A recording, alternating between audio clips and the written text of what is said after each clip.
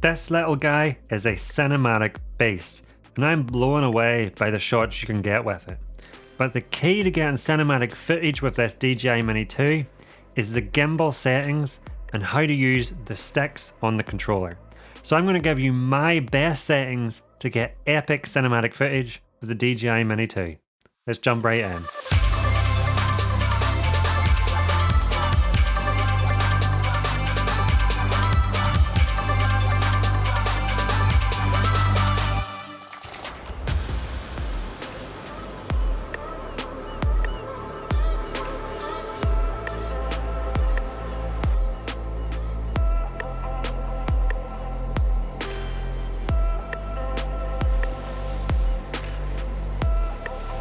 So before I get into the best gimbal settings on the DJI Mini 2 for cinematic footage, I just want to quickly say 99.7% of you aren't subscribed. So if you're new around here and you like drone related videos, please make sure the subscribe button's on and make sure that the notification bell's ticked so you don't miss any of my other drone videos. So what is cinematic footage?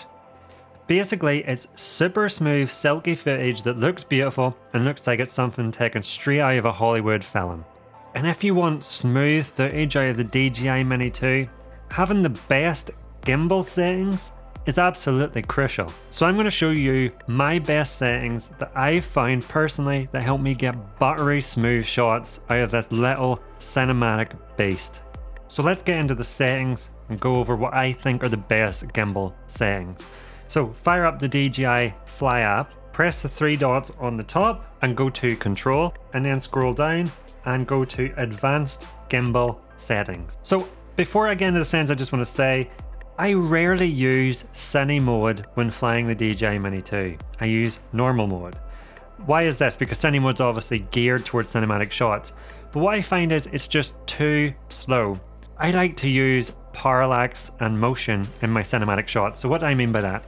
I like the foreground moving slightly slower than the background. It gives you this nice feeling of depth and gives you a really nice cinematic shot. And the problem with Cine mode is it's just too slow, and the further you get away from an object, even in a landscape cinematic shot, the higher up and the further away you go, the slower Cine mode looks. Whereas normal mode gives me a really nice feeling of motion, and it's quick enough where you just get a nicer sense of scale, a nicer sense of movement, and you can just do much more cinematic movements within your shot. Something like Cine mode might be great for inside or wherever you have a real need for really fine movement control.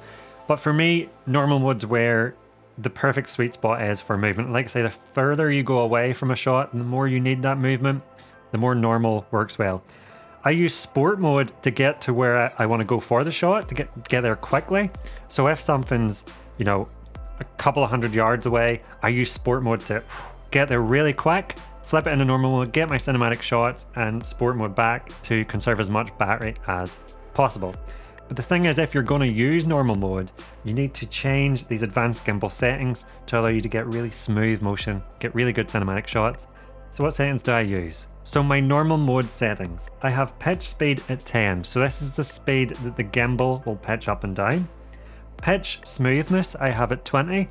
So this is kind of like a buffer whenever you let go of the gimbal controls, that it will slow down at a smoother rate. So if you have this set to 0 and you simply let go of the gimbal wheel, it will just stop.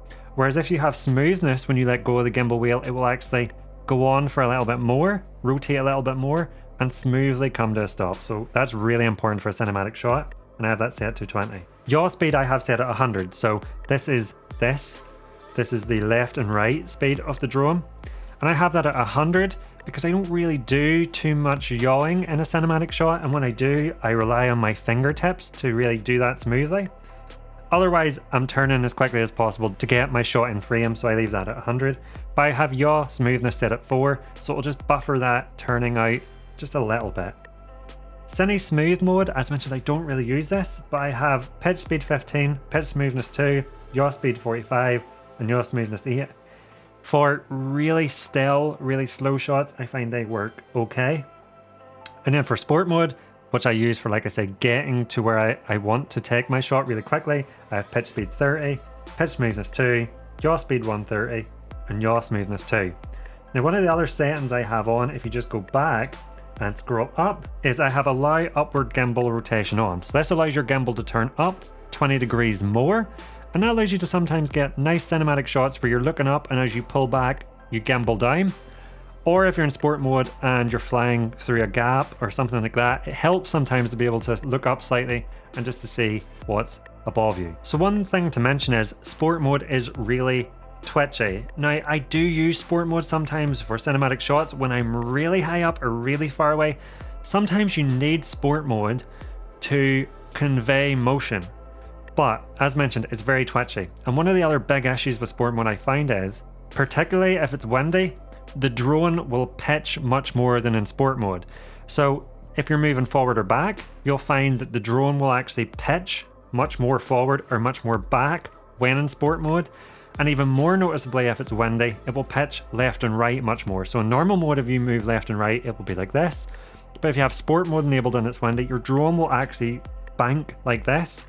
And that makes it very hard to get cinematic shots with the gimbal because you can see that bank in your shots. The last thing I want to say is when it comes to cinematic shots, a lot of it comes down to your thumbs and controlling the sticks.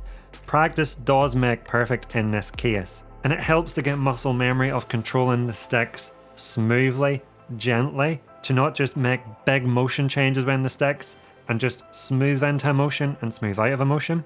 You know, no jerky movements and just make really small changes. Now here are 2 pro tips I found which really help get cinematic footage, at least in my case. The first is to what I'm going to call lock my thumbs in position.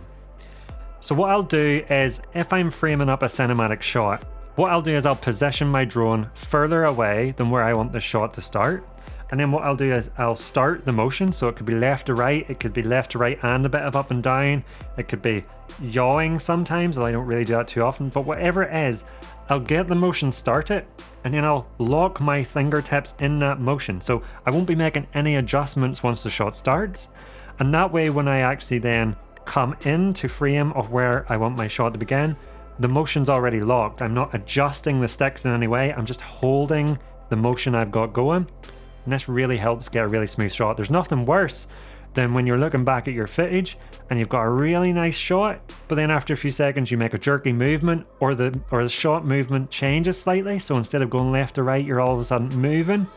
It just really takes away from the cinematic feel. You want the movement to be consistent the whole way through. And so I found locking my fingers in position once I've got the motion started really helps with that.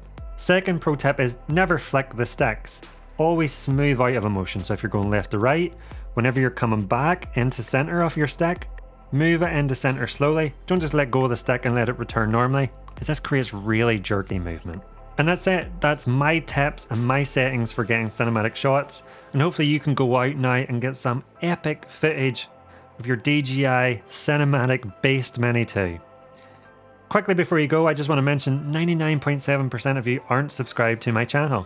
And if you like all things drone related, really consider hitting that subscribe button and hitting the notification bell too. I'd love to have you around watching my future drone videos.